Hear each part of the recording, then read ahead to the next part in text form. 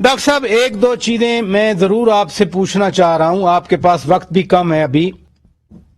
तहरीक अदम एतमाद का ऐलान तो कर दिया गया, लेकिन अब कहा गया कि पहले हम ग्राउंड बनाएंगे। बगैर ग्राउंड बनाए, यानी तैयारी किए बगैर ऐलान कर दिया गया। बिस्मिल्लाहिर्रहमानिर्रहीम। शुक्रिया प्राचा साहब। गुजारिश है कि आज मौलाना फजलुर रहमान साहब की एक बड़ी मुफस्सल उन्होंने मीडिया से टॉक की है और उन्होंने आइंदा का रोड मैप बताया है। जाहिर है जब भी आपने कोई कदम उठाना होता है तो उसका एक फर्स्ट स्टेप तो होता है।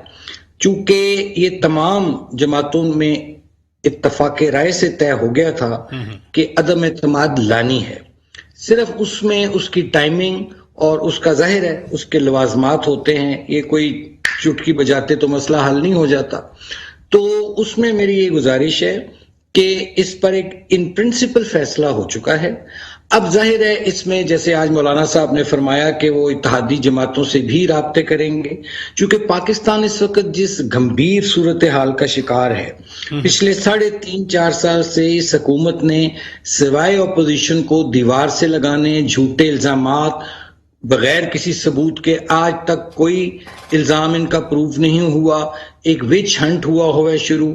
और सिर्फ ये कि असल जो तवज्जो है, जो जिसकी तरफ हुकूमत को तवज्जो देनी चाहिए, जो इश्यूज हैं, वो था महंगाई, गुर्बत, बेरोजगारी। आज गरीब और मिडिल क्लास का खात्मा हो चुका है। ये पाकिस्तान प्राचा साहब कायदे आजम ने मुट्ठी भर शराफिया के लिए नहीं बनाया था, ये गरीब और मिडिल क्लास के लिए बनाया था, उन लोगों के लिए जिनको उस वक्त बड़े सगीर में मुत्तहिदा हिंदुस्तान में ना जॉब अपॉर्चुनिटी थी, ना हेल्थ, ना एजुकेशन, कुछ भी नहीं था। तो आज वही जो गरीब और मिडिल क्लास है, वो उसको तो ज़िबा कर दिया गया महंगाई के हाथों। तो जाहिर है इस पर तमाम जमातों का इत्तफाक हुआ है। मैं तो समझूंगा देर आए दुरुस्त आए, तो इंशाअल्लाह ताला नहीं, लेकिन मेरा सवाल तो डॉक्टर साहब वहीं रह गया कि अदम एतमाद के लिए 172 नंबर चाहिए, वो कैसे पूरे होंगे? देखिए उसमें जाहिर है उस पर वर्क तो शुरू है ना जी।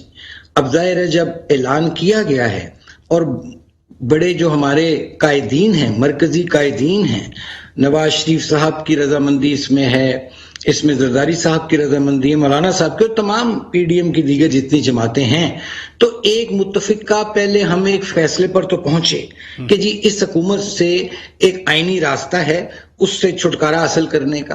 अब उसके लिए मैंने जैसे पहले अर्ज किया कि अब उसके लिए थोड़ा टाइम लगता है इन चीजों में। ये नहीं है कि आज हमने अगर फैसला कर लिया है तो कल ही आ जाएगी। उसके लिए जाहिर है इत्तेहादी जमातों से राब्ते होंगे, लेकिन मैं समझता हूं कि इंशाअल्लाह ताला ये तरीके अदम एतमाद इसीलिए इत्तफाक राय हुआ है कि इसको इंशाअल्लाह ये कामयाब भी होगी, वरना इसका कभी भी कायदीन जो हैं वो इस पर अपना मुत्तफिक ना होते। आप लाहौर में हैं, मियां शहबाज शरीफ ने चौधरी बरादरान से भी मिलना है, परवेज इलाही साहब से मुलाकात होनी है, कब हो रही है? एतवार का सुन रहे हैं, क्या कंफर्म हुई है? और फिर जब भी हो मुलाकात फॉर दैट मैटर, क्या बात करेंगे उनसे जाकर? देखिए प्राचा साहब, सियासत में कभी भी दरवाजे बंद नहीं होते। ये भी सिर्फ इमरान खान साहब ने ही एक बात नहीं की कि जो कहते हैं मैं तो अपोजिशन लीडर से हाथ मिलाना पसंद नहीं करता, मैं अपोजिशन से बात करना पसंद नहीं करता। पाकिस्तान की सियासत में कभी भी इस चीज को पहले ऐसे नहीं देखा गया, ये जो रवैये थे।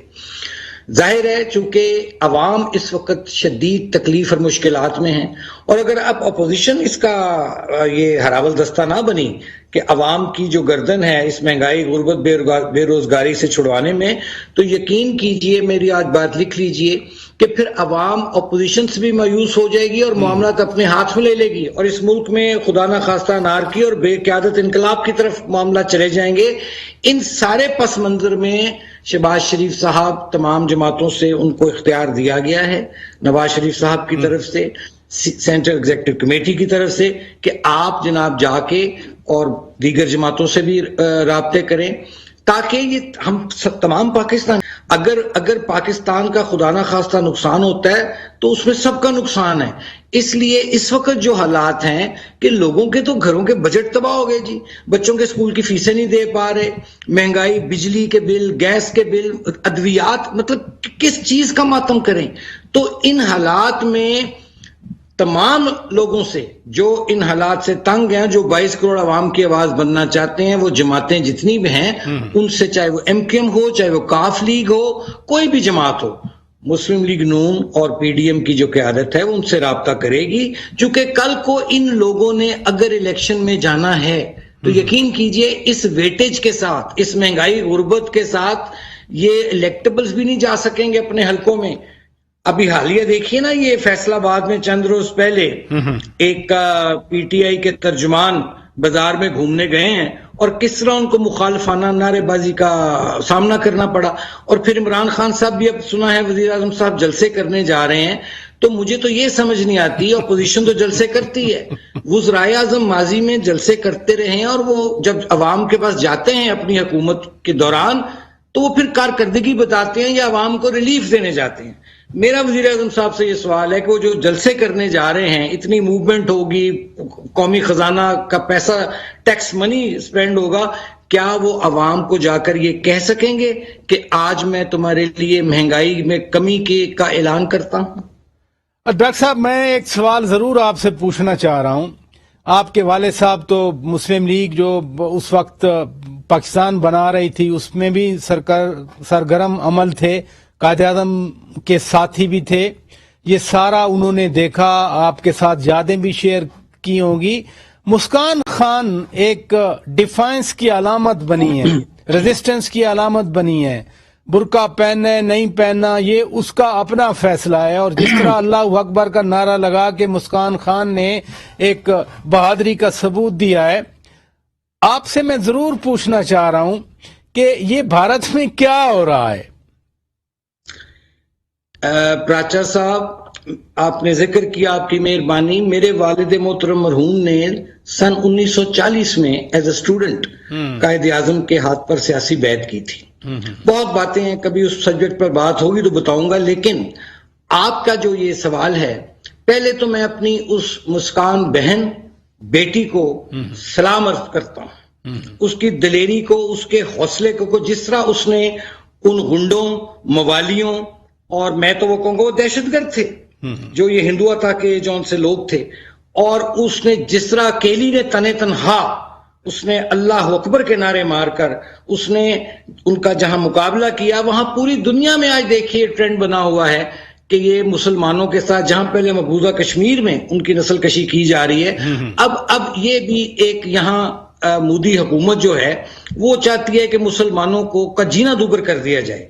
ऐसे में मैं समझता हूं कि ये वाकयात आज जो हुआ ये मस्कान वाला, और इससे पहले भी जो मुसलमानों के साथ वाकयात होते रहे, इसने ये साबित कर दिया है कि कायद-ए-आज़म का पाकिस्तान बनाने का फैसला दुरुस्त था। और जो लोग समझते थे कि जी नहीं पाकिस्तान बनना चाहिए, उनको आज जो मुसलमानों की हालत जार की जा रही है इंडिया में, उससे सबक लेना चाहिए। मैं फिर आपके चैनल के तवस्सुत से मैं कहता हूं कि हमारी तमाम, मैं तो मुस्लिम उम्मा को कहूंगा कि जनाब उसकी हमदर्दियां उस बच्ची के साथ हैं, और जिस बहादुरी और दिलेरी से उसने उन गुंडों का मुकाबला किया है, मैं सिवाय उसको कि अल्लाह ताला उसको जिंदगी दे, उसको अपने हिफ्ज़-ओ-मान में रखे, तमाम मुसलमानों को हिफ्ज़-ओ-मान में रखे। लेकिन इससे एक इंडिया का जो एक मकरू घिनौना मोदी हुकूमत का जो एक चेहरा था, जो एक सो कॉल्ड सेकुलर इंडिया जिसको वो कहते थे, वो बिल्कुल खत्म हो गया, और वो नंगे हो गए कि एक तन्हा लड़की को, एक हिजाब वाली लड़की को, एक बच्ची को जो अकेली आ रही है, उसको इस तरह गुंडे उसको हरासा कर रहे हैं। तो ये तो बड़ा, इस पे तो यूनाइटेड नेशंस को एक्शन लेना चाहिए। ये ह्यूमन राइट्स की वायलेशन है। अगर इन लोगों को, गुंडों को यहाँ ना रोका गया, ये हिंदू जो भारतीय गुंडे हैं जौन से, तो ये तो कल को मुसलमानों के, पहले इनके हाथों पे, मोदी के हाथ पे ये कातिल है गुजरात का, ही इज अ बुचर। तो पाकिस्तान के अवाम जो हैं, हम अपनी उस बहन के साथ हैं, और इंशाअल्लाह ताला हर फोरम पर हम मुसलमानों के साथ जहां भी ज्यादती होगी वो आवाज उठाएं।